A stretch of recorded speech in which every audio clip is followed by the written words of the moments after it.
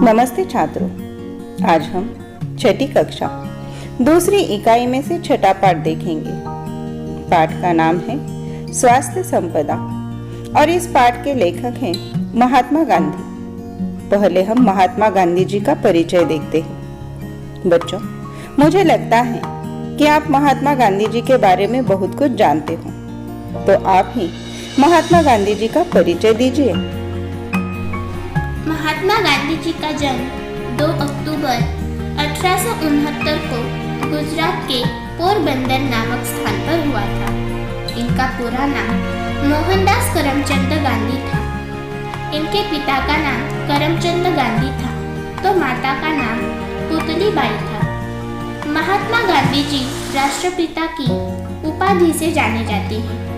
महात्मा गांधी जी भारत एवं भारतीय स्वतंत्रता आंदोलन के एक प्रमुख राजनीतिक एवं आध्यात्मिक नेता थे। राजनीति और सामाजिक प्रगति की प्राप्ति हेतु अपने अहिंसक विरोध के सिद्धांत के लिए उन्हें अंतर्राष्ट्रीय ख्याति प्राप्त हुई। महात्मा गांधी जी की मृत्यु 30 जनवरी 1948 को हुई। बिल्कुल सही। बच्चों, आप अपना स्वास्थ्य निरोगी या अच्छा रखने के लिए क्या करते हो? हमारा स्वास्थ्य निरोगी रखने के लिए हम नियमित रूप से व्यायाम और प्राणायाम करते हैं, मैदानी खेल खेलते हैं और हर रोज संतुलित भोजन लेते हैं।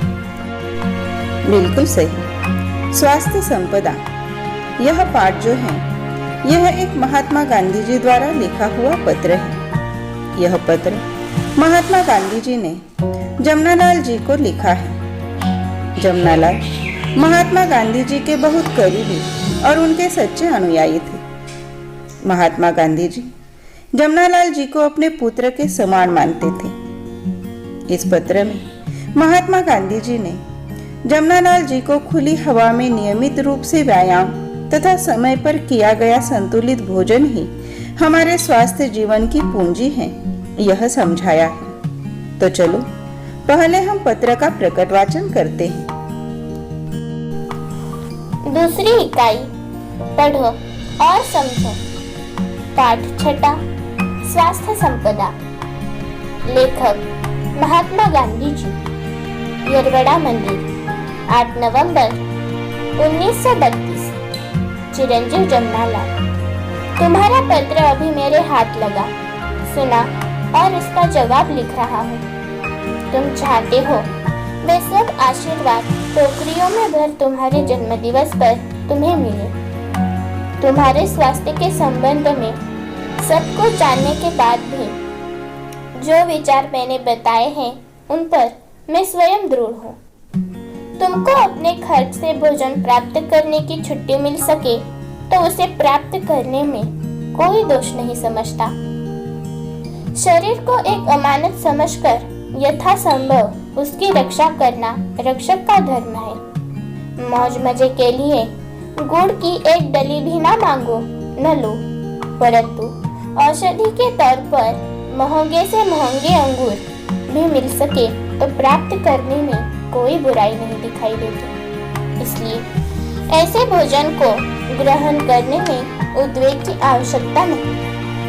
ऐसे ही स्थिति में दूसरों को भी ऐसा खाना खिलाया जा सके तो खिलाना चाहिए। मेरी दृष्टि में जितने गेहूं मिलते हैं उतने खाने की जरूरत नहीं। गुड़ को बिल्कुल छोड़ देना उचित मानता हूँ।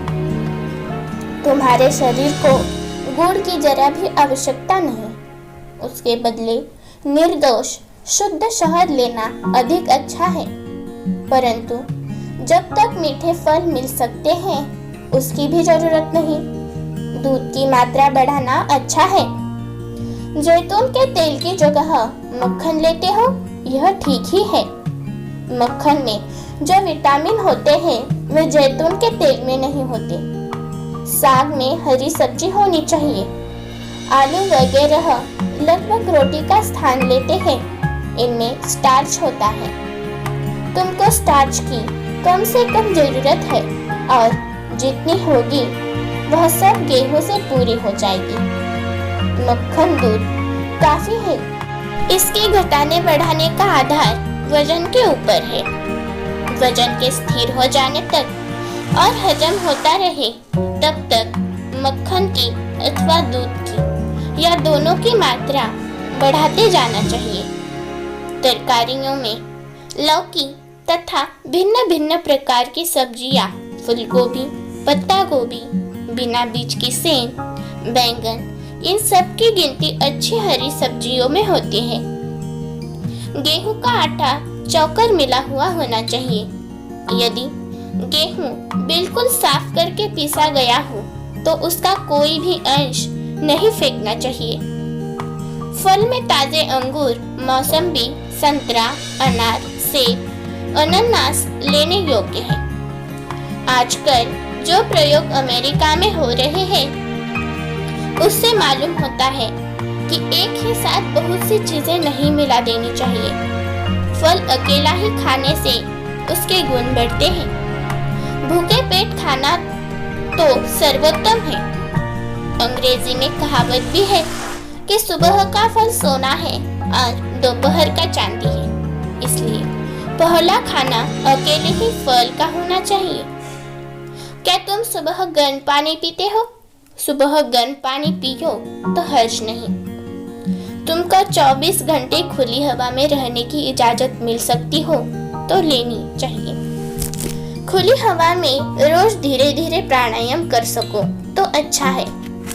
रात की सर्दी से डरने की बिल्कुल जरूरत नहीं। कंबल गले तक अच्छी तरह ओढ़ लिया हो और सिर तथा कान पर कपड़ा लपेट लो तो फिर कोई हानि नहीं। 24 घंटे शुद्ध से शुद्ध हवा श्वास के लिए फेफड़ों में जाए, यह अति आवश्यक है। सुबह की धूप सहन हो सके तो इस तरह शरीर को खुली हवा में जितना खुला रख सको उतना रखना चाहिए। माधव जी की गाड़ी तो ठीक चल रही है। वहाँ जो साथी रहते हो और जो आवे सो हम तीनों का यथायोग्य आशीर्वाद पावे। बापू के आशीर्वाद। तो बच्चों, आपने पत्र का प्रकट वाचन ध्यान पूर्वक सुना होगा। तो बताओ, यह पत्र महात्मा गांधी जी ने कहाँ से लिखा है? यह पत्र महात्मा गांधी जी ने यरोड़ा मंदिर से लिखा है। यह पत्र कब लिखा गया है? यह पत्र 8 नवंबर 1932 को लिखा गया है। इस पत्र में महात्मा गांधी जी ने किसके पत्र का जवाब लिखा है? इस पत्र में महात्मा गांधी जी ने चिरंजीव जमनालाल जी के पत्र का जवाब लिखा है। बिल्कुल सही।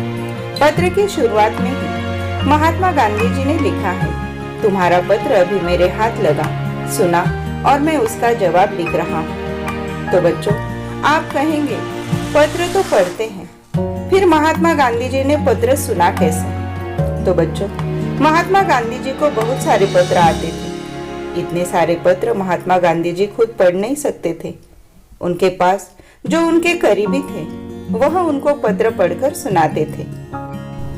इसलिए उन्होंने कहा है कि तुम्हारा पत्र यानी जमनालाल जी का पत्र सुना और उसका जवाब लिख रहा हूँ।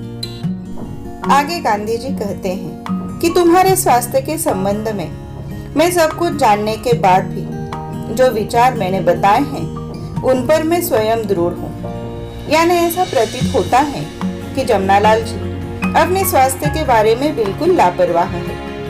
इसलिए महात्मा गांधी जी ने स्वास्थ्य ठीक रहने के लिए जो कुछ उपाय बताए होंगे, जैसा संतुलित भोजन लेने से, हर रोज खुली हवा में व्यायाम या प्राणायाम करने से हमारा स्वास्थ्य ठीक और संतुलित रहता है। इन विचारों पर खुद महात्मा गांधी जी दृढ़ हैं। यानी खुद महात्मा गांधी जी अपनी दिनचर्या में इसका अमल करते होंगे और यही बात जमनालाल जी को महात्मा गांधी जी ने बताई है।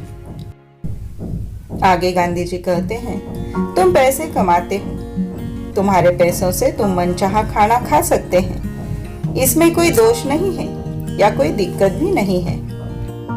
मगर हमारा शरीर हमारी अमानत है। यानी हमारा शरीर हमारे पूर्वजों से मिला है। और इस अमानत की यानी हमारे शरीर की रक्षा करना रक्षक का यानी हमारा धर्म है। हम हमारे शरीर के रक्षक हैं, उसकी रक्षा करनी चाहिए। तो बताओ, हम शरीर की रक्षा कैसे कर सकते हैं? हमारे शरीर की रक्षा करने के लिए हमें संतुलित भोजन करना चाहिए, मैदानी खेल खेलने चाहिए, सुबह शाम खुली हवा में टहलने के लिए जाना चाहिए और सुबह शाम व्यायाम और प्राणायाम भी करने चाहिए। इससे हमारा शरीर तंदुरुस्त हो जाएगा। बिल्कुल सही। आगे गांधी जी कहते हैं, मौज मजा करने के लिए गुड़ की एक डली भी ना मांगो और न लो। यानी हमारे शरीर के लिए चटपटा मीठा खाना अच्छा नहीं है, परंतु औषधि के तौर पर महंगे से महंगे अंगूर भी मिल सके तो प्राप्त करने में कोई बुराई नहीं दिखाई देती। इसलिए ऐसा अच्छा भोजन करने के लिए उद्वेग की आवश्यकता नहीं। यानी गांधी जी जमनालाल जी को पत्र में कहते हैं, जो भोजन हमारे शरीर के लिए अच्छा नहीं है वह खाने में हमें रुचि नहीं दिखानी चाहिए, बल्कि हमें दूसरों को भी अच्छा खाना खिलाना चाहिए जो हमारे शरीर के लिए आवश्यक है। पत्र में आगे गांधी जी जमनालाल जी से कहते हैं कि ज्यादा गेहूं का सेवन भी हमारे शरीर के लिए अच्छा नहीं है और जो गुड़ है उसे तो छोड़ ही देना चाहिए। यही हमारे शरीर के लिए अच्छा है। हमारे शरीर के लिए गुड़ की जरा भी आवश्यकता नहीं। गुड़ के बदले शुद्ध शहद लेना अच्छा है, परंतु अगर हम मीठे फल खाएं तो शहद की आवश्यकता नहीं है और दूध की मात्रा भी बढ़ाना चाहिए। बच्चों, जैतून का पेड़ होता है। जिस तरह अमरूद के पेड़ होते हैं उसी तरह जैतून के भी पेड़ होते हैं और इस पेड़ को छोटे छोटे फल आते हैं। उन फलों से तेल निकाला जाता है। उस तेल का उपयोग खाना पकाने के लिए किया जाता है। मगर गांधी जी कहते हैं कि जैतून के तेल की जगह मक्खन लेना ठीक है, क्योंकि मक्खन में जो विटामिन होते हैं वे जैतून के तेल में नहीं होते। रसोई में जो साग बनता है, साग यानी पकाई हुई सब्जी या तरकारी, उस साग में हरी सब्जी होनी चाहिए। आलू खाना लगभग रोटी खाने के जैसा है। इसमें स्टार्च होता है और तुमको स्टार्च की कम से कम जरूरत है और वह जरूरत गेहूं से पूरी हो जाएगी। तुम्हारे शरीर के लिए मक्खन और दूध काफी है, मगर मक्खन और दूध का प्रमाण कितना होना चाहिए यह हमारे वजन पर निर्भर है। यानी वजन के स्थिर हो जाने तक और हजम होता रहे तब तक मक्खन की और दूध की या दोनों की मात्रा बढ़ाते जाना चाहिए। तो बच्चों, यह बात हो गई दूध और मक्खन की। अब बताओ, तरकारियों में क्या क्या खाना चाहिए? तरकारियों में लौकी तथा भिन्न भिन्न प्रकार की सब्जियां, फूल गोभी, पत्ता गोभी, बिना बीज की सेम, बैंगन और सभी प्रकार की हरी सब्जियां हमें खानी चाहिए। बिल्कुल सही। लौकी, भिन्न भिन्न प्रकार की सब्जियां, फूल गोभी, पत्ता गोभी, बिना बीज की सेम, यानी इसे मराठी में वाल या वाल पापड़ी कहते हैं, बैंगन और सभी प्रकार की जो हरी सब्जियां होती हैं वह हमारे सेहत के लिए अच्छी होती हैं। इसके अलावा गेहूं का जो आटा होता है वह चौकर मिला हुआ होना चाहिए और अगर गेहूं बिल्कुल साफ करके पीसा गया हो तो उसका कोई भी अंश नहीं फेंकना चाहिए। आगे फलों का मतलब समझाते हुए गांधी जी ने कौन से फल लेने आवश्यक है यह बताया है। गांधी जी ने फलों में ताजे अंगूर, मौसम्बी, संतरा, अनार, सेब, अनानास यह फल लेना आवश्यक बताया है। गांधी जी कहते हैं, आजकल जो प्रयोग अमेरिका में हो रहे हैं उससे मालूम होता है कि एक ही साथ बहुत सी चीजें नहीं मिला देनी चाहिए। फल अकेला खाना चाहिए, क्योंकि अकेला फल खाने से उसके गुण बढ़ जाते हैं। भूखे पेट फल खाना तो सर्वोत्तम होता है। गांधी जी कहते हैं कि अंग्रेजी में कहावत भी है कि सुबह का फल हमारे शरीर के लिए सोना होता है और दोपहर का फल चांदी है। इसलिए हमारा पहला खाना अकेले फल का होना चाहिए। गांधी जी ने पत्र में जमनालाल जी से प्रश्न पूछा है कि क्या तुम सुबह गर्म पानी पीते हो? सुबह गर्म पानी पियो तो हर्ज नहीं, यानी सुबह का गर्म पानी हमारे शरीर को नुकसान नहीं पहुंचाता, बल्कि वह शरीर के लिए अच्छा होता है। आगे गांधी जी कहते हैं, तुमको 24 घंटे खुली हवा में रहने की इजाजत मिल सकती हो तो लेनी चाहिए। खुली हवा में रोज धीरे धीरे प्राणायाम कर सको तो अच्छा है, यानी खुली हवा हमारे शरीर के लिए बहुत अच्छी होती है। खुली हवा में ऑक्सीजन की मात्रा ज्यादा होती है, जो हमारे शरीर के लिए लाभदायक होती है। ऐसी खुली हवा में प्राणायाम करें तो वह सोने पे सुहागा होगा, यानी बहुत अच्छा होगा। और आगे गांधी जी जमनालाल जी से कहते हैं, रात की सर्दी से डरने की बिल्कुल जरूरत नहीं। कंबल गले तक अच्छी तरह ओढ़ लिया हो और सिर तथा कान पर कपड़ा लपेट लो तो फिर कोई हानि नहीं। 24 घंटे शुद्ध से शुद्ध हवा श्वास के लिए फेफड़ों में जाए, यह अति आवश्यक है। सुबह की धूप सहन हो सके तो इस तरह शरीर को खुली हवा में जितना खुला रख सको उतना रखना चाहिए। आगे गांधी जी ने जमनालाल के सहयोगी माधव जी, इनकी गाड़ी तो ठीक चल रही है, ऐसा कहा है, यानी माधव जी ठीक ठाक है, ऐसा पूछा है। और वहां जो साथी रहते हैं उन सभी को यथायोग्य आशीर्वाद दिया है। तो बच्चों, आशा करती हूँ यह पत्र आपकी समझ में आ गया होगा। अब इस पत्र पर आधारित कुछ प्रश्न हल करने के लिए देती हूँ। उन प्रश्नों के उत्तर आपको अपनी कॉपी में लिखने हैं।